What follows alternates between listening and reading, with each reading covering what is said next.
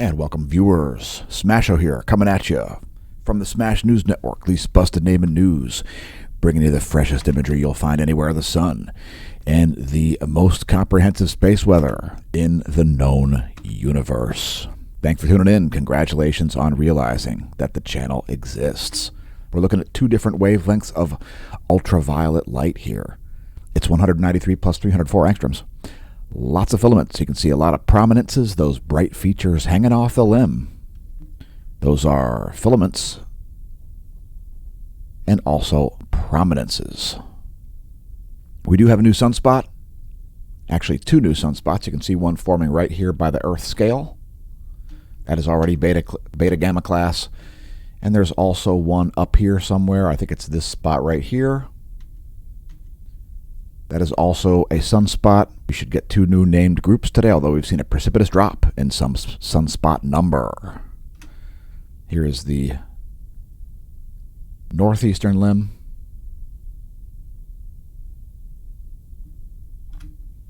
Here's 24 hours of SDO in the northwestern limb. That filament has been hanging out up there for days.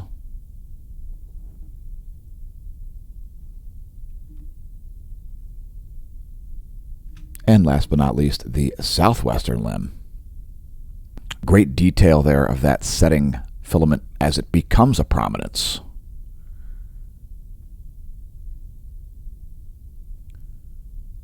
All right, so let's take a look at sunspots here. Here's yesterday plus today. Again, we do have a new sunspot group formed right here quite rapidly, and it's already significant. It's already beta gamma class. A little bit of growth up here and a little bit of evaporation of sunspots up here. So some reformulation there of where sunspots are located. And here's your colorized magnetogram to give you a clearer picture. Before we continue on with the stargazing, let's take a look at Croissant Earth. We're always interested in what volcanoes are erupting. So Krakatoa, producing some intense activity and paroxysms like lava fountaining episodes. And no indication on a plume of volcanic ash. Popocatépetl exploding in central Mexico, flight level 210. It's a 21,000-foot ash plume. Santiaguito exploding, flight level 140 over Guatemala. Also Fuego in Guatemala exploding, 14,000-foot ash plume from that, flight level 140.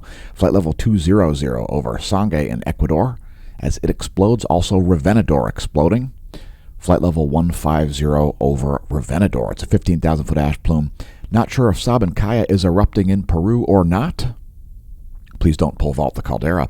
Lascar in northern Chile. An isolated emission shown there. And some new ash emitted there from Villarrica as well. Let's check earthquakes next. There is the past 90 days. And it's been seismically calm here since yesterday. No major quakes. A couple that are at least one over the 5 magnitude range. That one right there. At the Philippines, that is a 5.4. That came in at 2025 yesterday evening. That's 2025 Universal Time. Also a 5.0 at Guam. Those are the two of the largest quakes. That one came in at 0 dark 05. I'm sorry, 502. 502 Universal Time this morning. And also a 5.3 at the Southwest Indian Ridge. That was at 9:13 this morning, and let's get back to space. So our spaced out viewers love the content. And we've got some more additional imagery here. This is 193 plus 171 angstroms.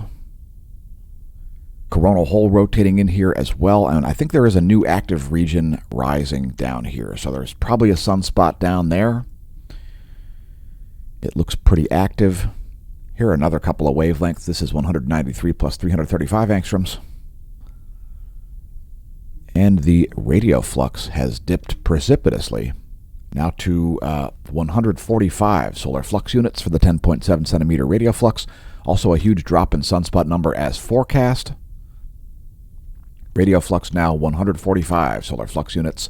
Space weather enthusiast dashboard not forecasting any geomagnetic storms or geomagnetic unrest in the coming days. Planetary K-index is at 2. Geomagnetically calm conditions here on Earth. Here are the last 4 hours of Earth's magnetic moment from space. It's depicting magnetohydrodynamic pressure, and the magnetosphere movies are derived from the space weather modeling framework. If you want to read about that, read the information under the details tab. There will be a link there to the space weather modeling framework, and you can download the software if you like. Here's Earth's magnetic moment from the ground for the past 4 hours. Geospace delta B is also derived from the space weather modeling framework. It's depicting nanotesla magnetic flux density. It'll show you the most likely places for aurorae, pipeline, railway, and power grid induction. It's the past 4 hours of geospace delta B changes to Earth's B field.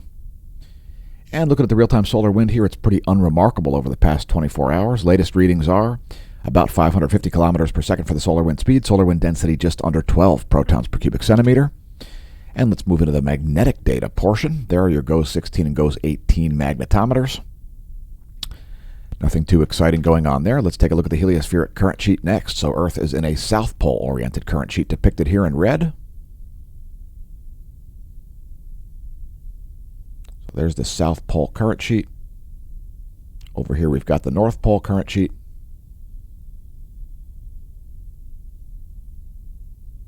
And at the moment, the South Pole current sheet is looking fairly solid. Let's take a look at our line of sight field plot. There is the sun's B field depicted in blue and the solar polar fields in red and green for south and north respectively. Let's move to coronal holes next as we watch the solar polar field reversal process happen daily on the channel. So you can see this South Pole oriented coronal hole here leaving the South Polar region a bit. We've got a bunch of South Pole-oriented coronal holes rotating in here. Also a North Pole-oriented coronal hole way down here. As it waits its turn to repopulate the opposite pole from where it originally came. So here is SDO. That's 193 plus 211 angstroms. So these coronal holes are North Pole down here. This is South Pole over here. These are also South Pole.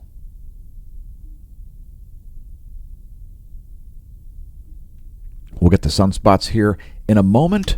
First, let's pause for station identification. So if you want to support the channel, consider becoming a member of the Smash Team at smashomash.com/Smash Team. It's our official subscription services site. We launched it back in October of 2021. The best value is the annual gold annual gold paid up subscription. That's equivalent to getting 3 months of gold membership for free because it does include complimentary merch. So if you are a member of the Smash Team, make sure you log in to see your latest posts. We do send out email alerts about our latest videos as well as about disasters. So things like tsunamis, we typically send out email alerts faster than USGS does. So consider becoming a member there at the Smash Team. There's a bronze, a silver, and a gold level available. And you can also support the channel with some merch. So why has there been no accountability over the past 3 years? Because reasons. So of course, that might have you a little bit angry. And if so, we don't blame you. So perhaps start a conversation, or maybe end one, with our Because Reasons products. And these were actually requested by one of our viewers. Have you picked any up yet? Whoever requested that, if you're listening, which Because Reasons product are you going to order? You can even get a set of coasters. Because Reasons. Anyway, the lack of accountability and propaganda, fraud, and nonsense all over the internet that's promoted to the tune of millions, probably more like billions, if not trillions of dollars per year. All of that nonsense and fraud is promoted because reasons, while facts are suppressed. How's that been working out? Accountability always comes, folks, because reasons. So if you visit the Redbubble link below the video, in the description you'll find that Redbubble link, and it'll link you to our Redbubble shop in order of best selling. Thanks to all of our clients who've picked up merch over the past few years. We're pushing 6 years on producing the most detailed daily space weather content in the known universe. Thanks everybody who has supported the channel, especially the Smash team, and congratulations on surviving a global scamdemic so far. We are also still on Patreon. You can find all of our links on our homepage at smashomash.com. So if you'd prefer to support the channel via Patreon, fair warning, you will get more exclusive content on the Smash team site. But if you want to support the channel via Patreon, we are still there as well. So next we've moved to the realm of sunspots, as shown here. So we will have 2 new named sunspot groups, likely at least one. This one here is definitely going to get a name. That's already Beta Gamma class. Let's take a look at the formation of that here on the SDO continuum imagery for the past 24 hours. So you can see that spontaneously formed there just above our Earth scale imagery. Right there. So just in the past several hours, that new Beta Gamma class sunspot group has formed. So that's something. We also saw a long length flare. It did not produce any proton events. The GOES proton flux remains flatlined. By the way, it's just the GOES 18 measuring the proton flux now. Next, the GOES X-ray flux. That's measured by the GOES 18 and the GOES 16. And we're having a flare happening as we stream the video. So here's a nice long duration C-class flare. It's only a C3 approximately. C2.99 at least. And there's another one going on right now. We'll take a look at that a little bit later in the video. First, the past 24 hours in 193 plus 94 angstroms. Again, I think there is a sunspot rising down here because there is a lot of plasma suspended out there, and there probably is some sort of a formula to measure the size of the magnetic loops in order to detect probability of sunspots. So here's a cool composite that I don't think we've ever used in the channel before. This is 193 plus 131 angstroms, and this shows a great amount of detail here, so we may have to use this in the future. It does show the depth of coronal holes as well as the hottest portion of the corona. That's the 131 angstroms wavelength.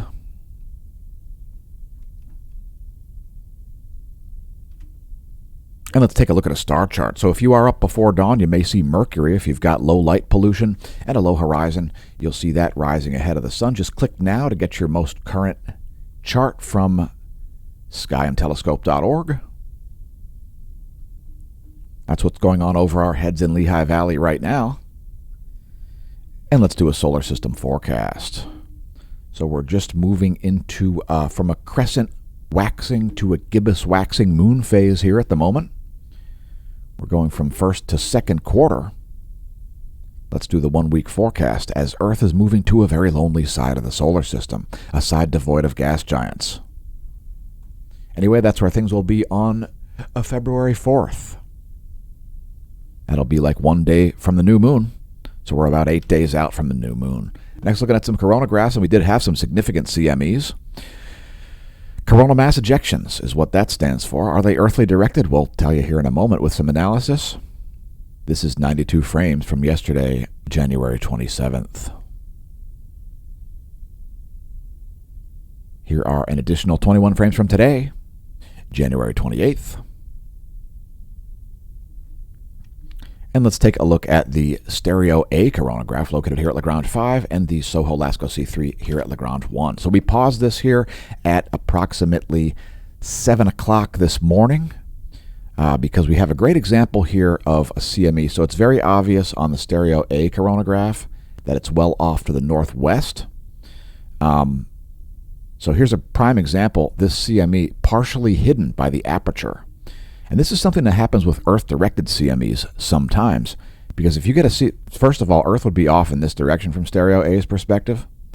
So if you get a CME that's very concentrated, and it's only sort of in a small area like this, and it's not spreading out a whole lot, if you get a concentrated CME, it can hide behind this coronagraph and only produce a halo at a much later time when it's, in other words, it would be like a stealthy coronal mass ejection. This one's partially behind the aperture arm that suspends the obscurement disk for the coronagraph. So there's a prime example of how it can be very deceptive to look at the coronagraphs. Anyway, I don't believe we see any earthly directed coronal mass ejections, but let's let these play through. That's 90 frames on each, and pay attention to the time and date stamps. They are not the same time frames. We definitely have some CMEs on the far side, and one that's expected to miss Earth to the northwest.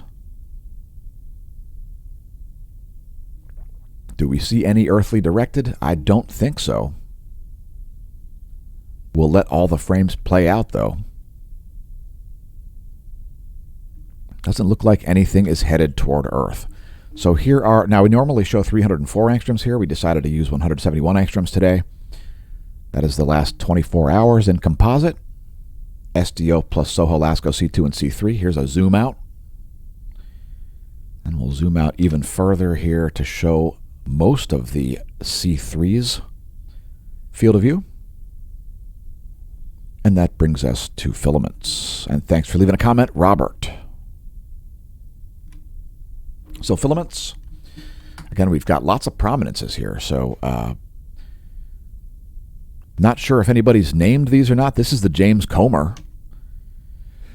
And part of that has ejected. He's spreading himself thin with all of his efforts there, the James Comer filament. Not sure if this one down here is named. This one should probably be named. This one up here, I think it might be the Dick Van Dyke, but I'm not exactly sure because it's kind of set over the northwestern limb there. But this one could certainly get a name. And what's going on here? Is the sun getting devil horns? Is it spooking you? Look, it's very mad. It's very mad right now. Oh my God, it's very mad. Anyway, if you do want to name filaments, join us on Twitter. If you don't have a Twitter account, why not create one?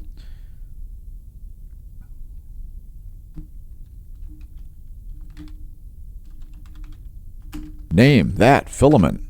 Hashtag name that filament. And if you want to name filaments after living people, just hit us up on Twitter. You can't do it in the YouTube comments. You'd have to actually comment on Twitter, tag us, or something like that. Comment on that tweet, and we will name filaments as per your request if they haven't already been named after living people. So I think somebody brought up something yesterday about naming that one Pelosi's hammer or something. I don't know. Whatever. You got to be specific. This is the past 24 hours from SDO 171 angstroms wavelength. And let's show the GOES 16 SUVI 171 angstroms. We don't usually show that, but today we shall.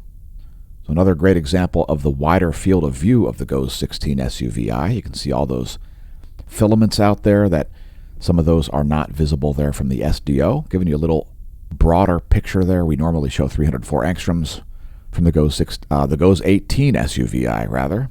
Still calling it the GOES 16 SUVI. It's the GOES 18 SUVI.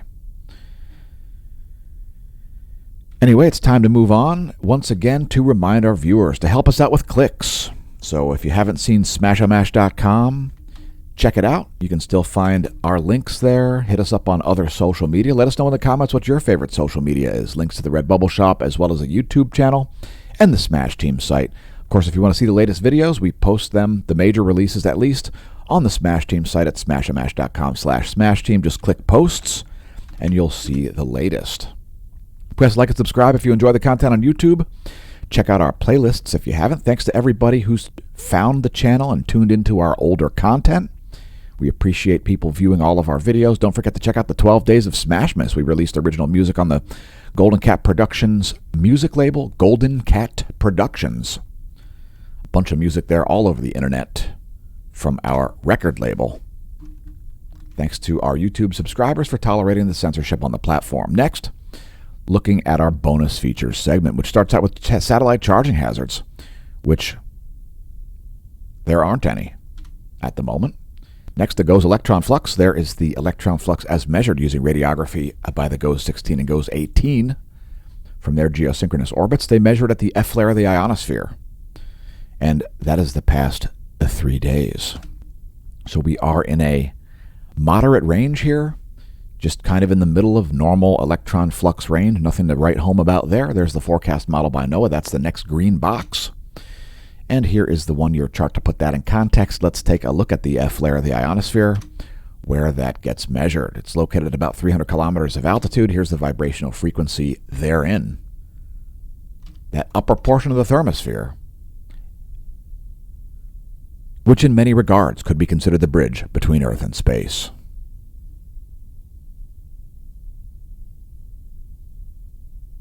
So that is your vibrational frequency in megahertz. It's what's going on overhead, way up overhead, 300 kilometers overhead. We'll also show the anomalygram because you may not be familiar with this imagery. And if so, we don't blame you. It might be meaningless to you, but the anomalygram might make more sense. That's the anomaly in megahertz from a 30-day median.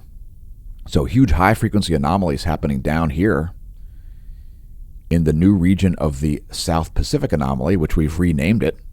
Since the South Atlantic anomaly, well, frankly, it was over the South Atlantic, and then it was over the South American continent, and then it was down here, and now it's up here. So it's moving around, folks, and if it decides to stick near the equator and stay there, guess what? It probably means the magnetic excursion is ending. Let's take a look at the latest images. By the way, the magnetic excursion ending is a far more likely scenario than Earth's magnetic fields reversing. So sorry to everybody who's grifting about it. If your business model relies on civilization being destroyed, sorry about that. Most people don't want civilization to be destroyed, so it's highly unlikely that it's going to happen. But have fun with your fantasies anyway. Anyway, there's the latest image. That's 12 o'clock Universal Time ionogram, 12 o'clock Universal Time anomalygram. We'll also look at the total electron content forecast.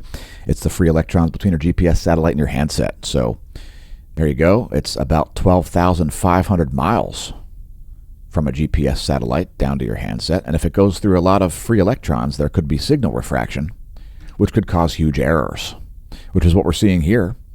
Although they're getting a lot less huge here, the total electron content is slowly returning to a more normal phase. It's been quite anomalous here for a solid 6 weeks. And at the moment, it's looking a lot more normal. So we typically see the highest electron contents focused around the equator at noontime, and things are returning to a more normal state of affairs there. We still do see some low electron content anomalies over southern South America and the Caribbean, as you can see right there on the map. Also some over Central Africa and so on, but for the most part, things are getting a lot more normal for the likelihood of GPS errors. We'll close out the space weather portion of the video with the latest intensitygram and the latest STL magnetogram. So here's this new sunspot group. Again, that is beta gamma class. It's modest. It could even be beta gamma delta class. I think it's beta gamma delta class, folks. So there you go. There's our newest sunspot group. I don't know what it's going to be named. I can't remember. And is this still a sunspot over here? Yeah, there's still a sunspot there. In fact, that's now become beta class as well. So check it out. Looks like we've got opposite fields there. Yep, we've got a leading South Pole umbra and a trailing North Pole umbra. So two new named sunspot groups we should have today. They're both beta gamma class. At least this one here is beta gamma delta class, and this one's beta gamma class. So that's exciting stuff. And let's take a look at earthly currents. So yeah, there are the currents of planet Earth. Did you know Earth's strongest currents are largely around places like Indonesia and Papua New Guinea? Yeah, there they are. Very high-speed currents there around those islands. The part of the planet known as Oceania. Also, there's almost always a strong current here right off the coast of Somalia for whatever reason. Anyway, just taking a look at currents here, just the Pacific equatorial current, of course. And, of course, the most important current in the world here, probably to most people, since most people live in the northern hemisphere, is this one right here, the Gulf Stream. It's what keeps Europe warm. As you can see, it's making its way up here between Ireland and Iceland exactly like it ought to. It hasn't shut down. If you're forecasting a year without a summer next year, you're going to be wrong. And now, I guess you could be right if we had a major volcanic eruption. But short of that, Europe is not going to freeze. You're not going to see a year without a summer this coming year, unless something drastically changes rapidly. The Gulf Stream is not shutting down. All right, so let's get the surface winds here. The surface winds of the eastern portion of the planet. This strong low that was south of Kamchatka has now moved to the east here, moving out into the North Pacific. Here are the jet streams of this side of the planet. Jet stream convergence here, making for some very high-speed jet streams in the western Pacific. Here are the jet streams of the western world. Yes. Yes. Huge divergence continues in the North Atlantic. And here are the surface winds. Looks like another bad day for Viking raids here, as there's a strong onshore wind at Iceland. You may not want to row your longboats to the British Isles and plunder and pillage. Next, surface winds of the central world. A strong low rotating clockwise here southwest of Madagascar. And here are the jet streams of this portion of the planet. Let's blast through the rest of our meteorology. Some backward jet stream there over Central Africa. So here is clouds and fog. That is clouds and fog. 3.9 nanometer shortwave radiation over the Americas.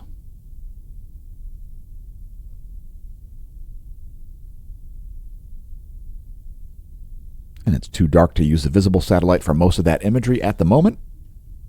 Let's continue on to some forecasts. So here is our weather.gov map. If your location is lit, click your location. We've got some freeze warnings there in portions of southern Georgia and northern Florida. We scrolled down to show you the key. Some flood watches there in Hawaii, it looks like. If your location's lit, click your locations, and we've got a bunch of winter storm warnings as well. So let's first take a look at the temperature anomaly.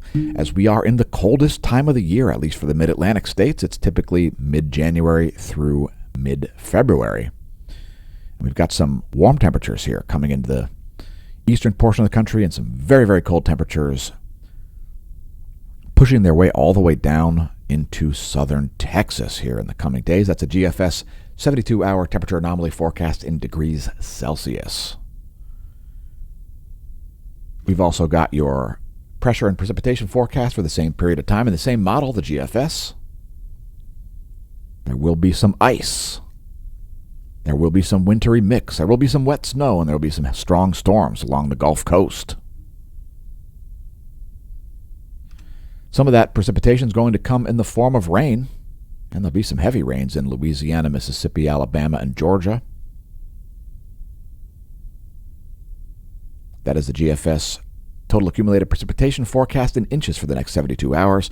And since a lot of that will be in the form of snow, here is your snow forecast as well. GFS positive accumulated snow depth change over the same period, 72 hours. GFS model will also show the Euro model on Witty.com. So here's our Euro model. We're going to advance this to 3 days. That's the new snow for the next 3 days forecasted by the European model.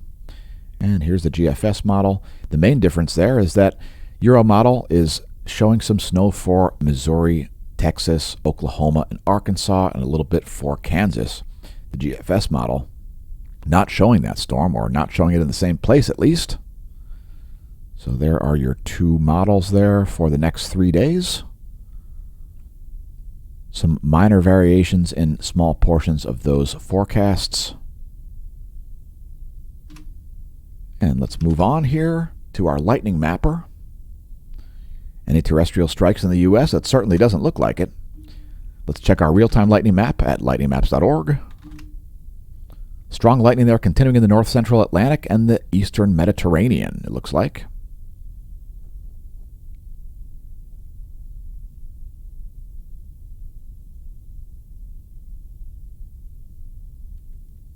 And let's close this thing out with our U.S. Doppler radar map, another shortwave radiation animation, and water vapor. So there is U.S. Doppler, a bunch of precipitation there in the north central U.S. there, approaching Chicago and Milwaukee and Detroit. Here is shortwave radiation showing clouds and fog. And there is water vapor.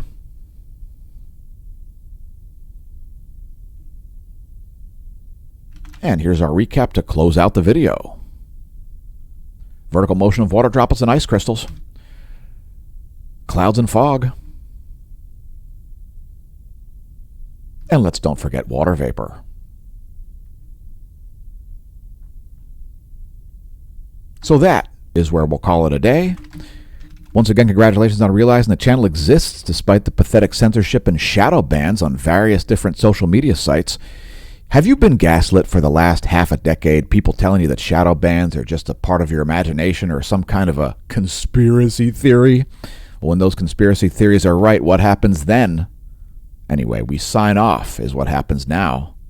I've been your host, Dan, a.k.a. Smash-O-Mash. And may that solar wind be at your back. Facts stated in this video suppressed by big tech criminal organizations to improve your online experience. Opinions expressed in this video not necessarily the opinions of Smash News Network, least busted name in Nev.